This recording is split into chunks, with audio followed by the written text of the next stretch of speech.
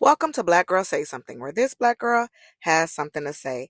And this episode is going to be called Following You to Where? Following You to Where?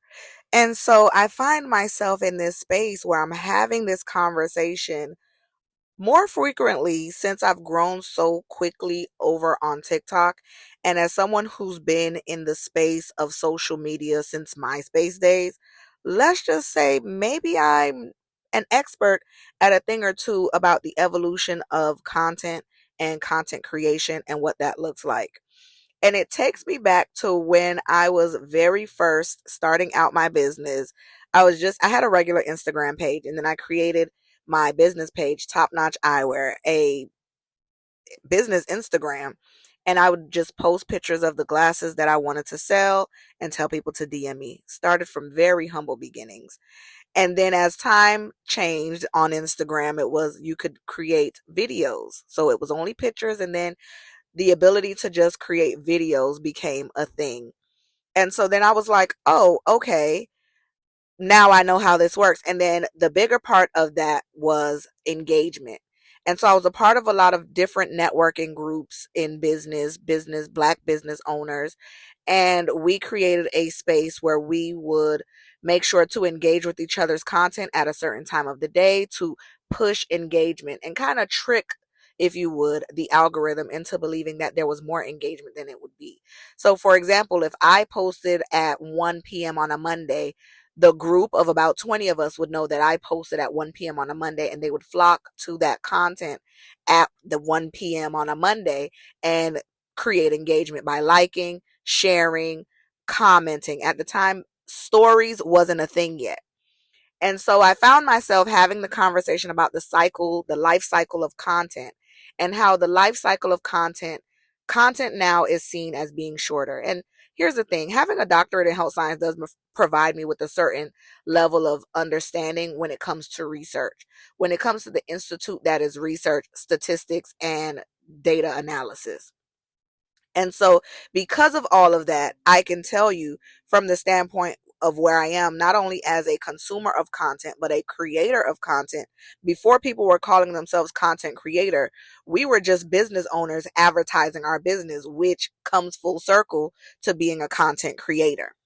And so we would be the person that takes the pictures, and we would remember, okay, we're at a pop-up shop, hey, you make sure you record me with this customer, hey, can I get a picture of you as I'm making this sale to you? And so when we think about how Instagram used to operate, where you could get to the end of your feed, or Facebook where you could get to the end of the feed without the endless amount of ads, because every now and then when ads started to integrate into these social media platforms, there still would be a point where if you're looking at your friend's feed, you could get to the end, which meant your content lasted a lot longer, which is why we used to do things like Man Crush Monday, Women Crush Wednesday, whatever happened on Tuesday, Taco Tuesday, Wellness Wednesdays, Talk About It Thursdays, TGIF. We were able to generate content on a regular cycle because at some point the cycle would end, meaning that the content lasted longer.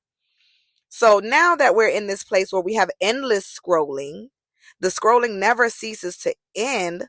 That means the cycle of our content is a lot shorter, which means if I were to say, hey, there is something Monday, let's say I do motivational Mondays over on any platform where the cycle scrolling is endless, I would then see that maybe on a random Friday, somebody might see that video. And I know you probably like it. Well, if scrolling is endless, how is the content cycle shorter? Because it's always getting in front of new people. So no matter how often you post, you should be continuing to introduce yourself and let people know who you are. But it brings me to the name of this episode being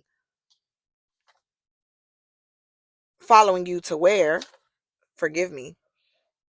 This episode being Following You to Where. And I just want to leave you with the definition because I love to create a teaching space. But a follower is an adherent or a devotee of a particular person, cause, or activity. And so where are these people following you to? What is the value that you bring that would make them want to follow you?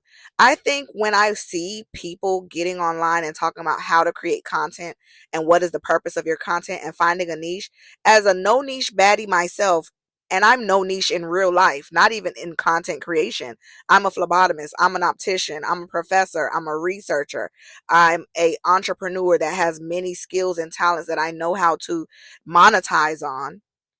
I have no niche in real life. So why would I niche myself down to only doing phlebotomy content? Why would I niche myself down to only doing teaching content? Why would I niche myself down to only talking about glasses? When in reality, even if you look at my scope of all the degrees that I have, there's no actual niche. I'm niched in each one. Yeah, I can do each and every one really well. But there's no niche to that. And so, you don't have to have a niche because you are the niche. Even when I started doing my makeup a little bit ago, over a year ago, relearning my makeup, I can do makeup content and someone would ask me, "Hey, how does your makeup lay so well?" And now I'm telling them what my skincare routine is. And I'm a little bit of a gatekeeper. And that's another thing too, creating those certain boundaries. I might tell you what I use in my skincare routine, but also I'm not about to do a eat with me or come to the gym with me. Like, I can do a number of things, and I'm a mom, but I'm not willing to do mom content because I've decided between not just me, with my children involved, we decided that they don't want to be the content. They don't mind being behind the scenes of the camera having a conversation, but they don't want to be on camera in content. And so I'm okay with that too.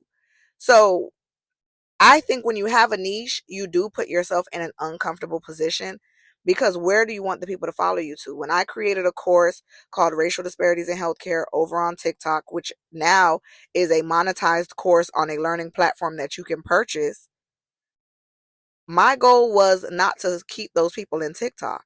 Me and them people was having class outside of TikTok over on Zoom. Me and them was having class outside of TikTok over on YouTube. Me and them was having class outside, period. And because I'm a dreamer, I'm a thinker, and want to be a thought leader in any industry, in any door that I enter into, the reality of it is, why do you want people to follow you? I'll reference a video. I did a short video over on YouTube that'll be in the description of this episode, and it's called "Why Do You Want More Followers?" Because I think at the end of the day, I see a lot of people saying, "I want 10,000 followers so I can monetize." But why do you want those followers?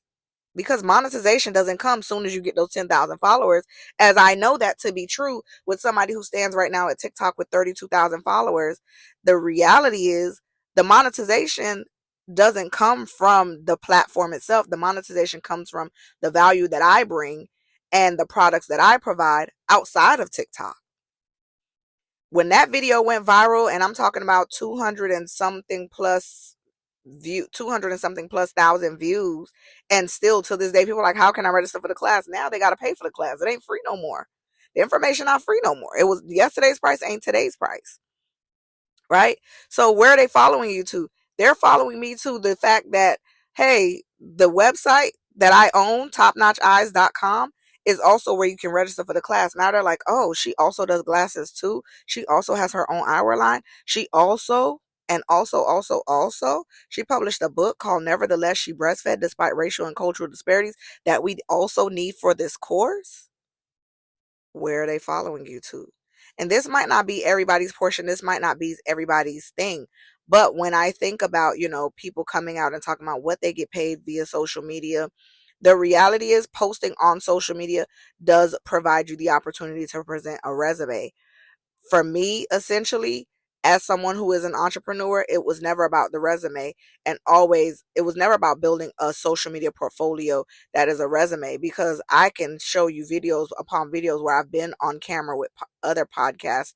I've been in spaces as wellness consultants for people's podcasts. I've been in, you know, I was a part of a Zumba dance group. That video still out there on YouTube, where we did promo for a Zumba class that was going to happen, a Zumba carnival collaboration that was going to happen, I believe, in Jamaica. So we've done a number, myself, and I say we, when I say we, I'm talking about me and all of the hats that I wear. I've been in the video marketing social media space as it relates to YouTube, Instagram, Facebook for a very long time. Also, I was monetized on Facebook and I lost the monetization because I like to block people. And to be honest with you, because Facebook started out as a family friendly keep up with your old classmates platform, I never wanted it to grow bigger than that because for me personally, I have pictures of my kids on there and people knew I was married and I'm in the middle of a divorce. So it's like, they still will have access to those things. But I encourage you, if you are an up and coming, content creator, don't quit what you're doing to pursue just that. Just turn what you're doing into that. Now, I know it gets sticky when some people want to create content at their jobs. You have to create a space where you understand how to separate the two. So just like today, being that today is Friday, we post an episode every day at 1 p.m. Eastern Standard Time. It's now 2 p.m. currently Eastern Standard Time as I record this to get it uploaded. And it's Good Friday. So Good Friday, happy Good Friday. But I literally had such a crazy week that I forgot to record. And the reality is I did some content shooting today with at a studio and for the podcast in collaboration with a colleague of mine. And to be quite honest with you, I did bring some glasses because I am top notch eyewear, but I also recognize I haven't done a professor shoot and I became a professor. And when I got my doctorate, all I would keep up with is my birthday pictures and my Christmas pictures with my kids. And I did graduation pictures, but I never got to do the professional type shoot that would show that I'm a doctor of health science. And every shoot that I've done since graduating with my doctorate has been for the sake of Top Notch Eyewear, which I will say, quick commercial break.